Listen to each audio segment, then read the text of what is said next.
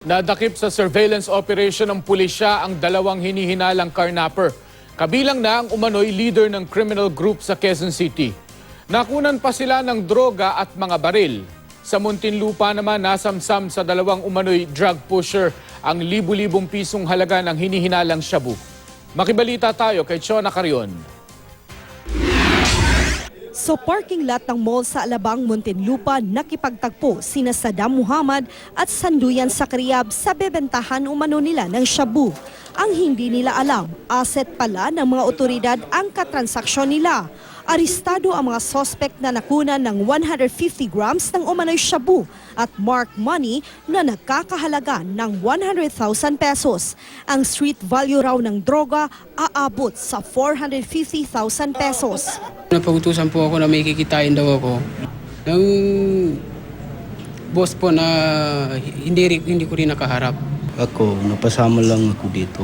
Kapatid ko nag-text sa akin na pagkikuha ngayon sa kaibigan ko. Base doon sa pag-uusap ng pusher-buyer natin at saka ng mga suspect, kaya nila mag-deliver ng mga 150 grams. Base sa nila, Muntinlupa, Las Piñas, tsaka yung Bacoor, Cavite. Ganun kalaki. 33 sachet naman ng hinihinalang shabu ang nakuha sa dalawang umano'y carnapper matapos maaresto sa casing and surveillance operation ng mga pulis sa Barangay Bahay Toro, Quezon City.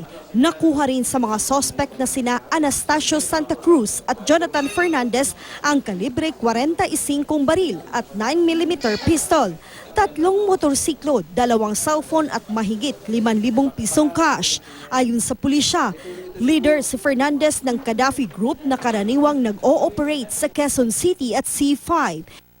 Ang kwan nila, ang karnabing sa robbery. Ngayon tinitignan natin yung impormasyon na sinabi ng asset natin na lumalakad din sila ng gun for hire for 5,000 lang. Ang kwan nila is ang modus nila, mangarnap sila ng motor, tapos yun ang gagamitin nilang pangligaw. Yun yung pangbanat nila, pang riding, ang tandem nila. Binalak daw muling tumangay ng sasakyan ng grupo kagabi pero naaresto ang dalawang suspect bago pa ito mangyari. Nakatakas naman ang 4 nilang kasamahan. Sino si Gaddafi, sir? Sino si Gaddafi? No. Ako siya lang. Ano dapat yung gagawin niya, Mark? Mga harnap niya. Pero giit ng dalawa, hindi sa kanila ang drogang nakuha. Sa kaibigan namin. Kaibigan niyo? Saan niyo dadalhin? Hindi ko alam.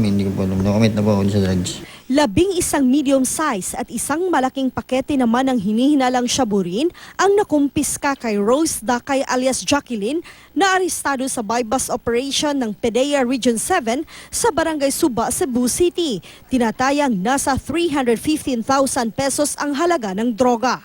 Consider ni siya nato as level 1, sir, nga drug personality. Level 1 drug personality is makadispose of around 200 to 500 grams in a week. Tumangging magbigay ng pahayag si Dakay. Chona Carion, Nagbabalita, Pilipinas.